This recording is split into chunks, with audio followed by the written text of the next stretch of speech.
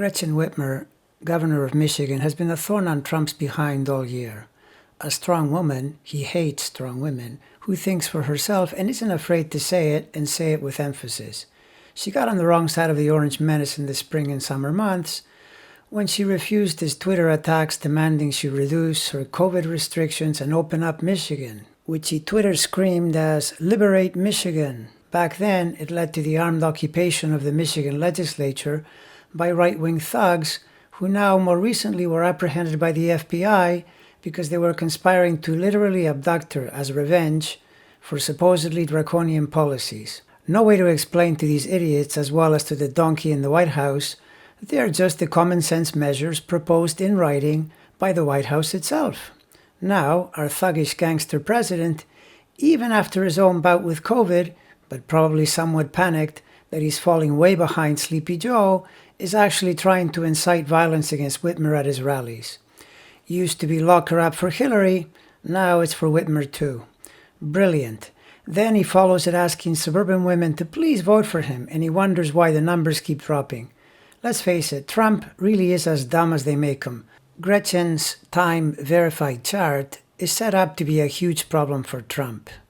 Her ascendant degrees, together with the 7th house moon and Uranus, wire straight into his infamous Access Hollywood T-square consisting of Neptune, Mercury, and Eris, which makes her an immediate and ever-present irritant. But that very late Leo Venus right on his ascendant makes one wonder if she wouldn't be precisely the kind of woman Trump might, in a prior life, so to speak, apply the grab him by the pee treatment. Since he's unlikely to ever get that chance, inciting a mob against her will have to do. Her Uranus in particular is a huge problem for him. In direct square to his Mercury, while flashing the customary Uranian middle finger that says, "Buddy, you're not going to tell me what to do." And if he doesn't get the message from there, then a North Node empowered Mars opposing his Pluto will be more than happy to get into a fight and refuse to give an inch. And if Uranus squaring Mercury wasn't bad enough, look at Eris on the other side also squaring. Now she has Mars, the purely male symbol, itching for a fight, and Eris, the take-no-prisoners warrioress, joining the fray. And let's not forget Pluto itself, the uber male, in square to Trump's sun and moon.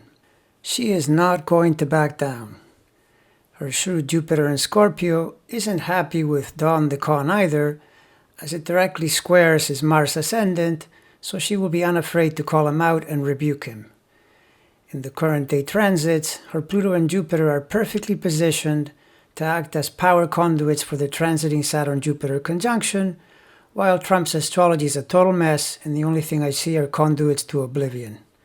Finally, notice that Gretchen has a Mercury-Neptune square just like Trump, but unlike him, the Neptune is wired to the humanitarian side instead of pure unabashed celebrity, so she has some interest in protecting the health and well-being of her constituents. Mercury in Virgo also helps because it's a lot more likely to be humble and service-oriented than Trump's Cancer Mercury. Whitmer is in the midst of a quincunx to that late Leo Venus, but other than that, she isn't facing much astrological pressure, so good luck to the Orange Menace in his quest to take her down.